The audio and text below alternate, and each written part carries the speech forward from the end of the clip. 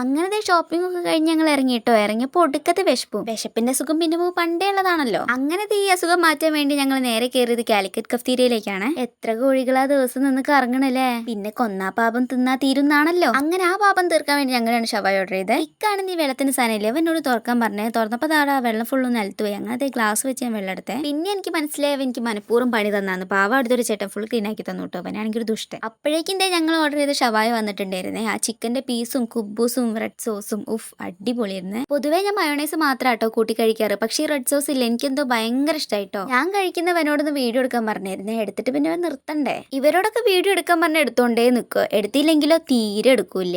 എന്താലേ. അങ്ങനത്തെ പ്ലേറ്റും കാലിയാക്കി വയറും ഫുള്ളാക്കി. ഞങ്ങൾ ബില്ലും പേ ചെയ്ത് ഇവിടെ ഇറങ്ങിയേ. പോകുന്ന വഴിക്ക് എന്തോ സാധനം വാങ്ങാണ്ട് പറഞ്ഞിട്ട് ഇപ്പം കടയിൽ കയറിട്ടോ. ഒറ്റയ്ക്ക് നിൽക്കട്ടെ വെച്ച് ഞാനും കയറി. ആയി നിന്ന് കഴിഞ്ഞപ്പോൾ കുറച്ചും കൂടി ഗ്യാപ്പ് ഉണ്ടായിരുന്നു. അങ്ങനെ ആ ഗ്യാപ്പ് ഫില്ല് ചെയ്യാൻ ഞങ്ങൾ 2 മാംഗോ ബാർ എടുത്തേ. എന്റെ എക്സ്പ്രഷൻ കണ്ടിട്ട് ആരും നോക്കണ്ട കേട്ടോ. പല്ലൊന്ന് കോച്ചി പിടിച്ചാണേ. അപ്പൊ അത്രയൊക്കെ ഉള്ളൂ ചച്ചാ.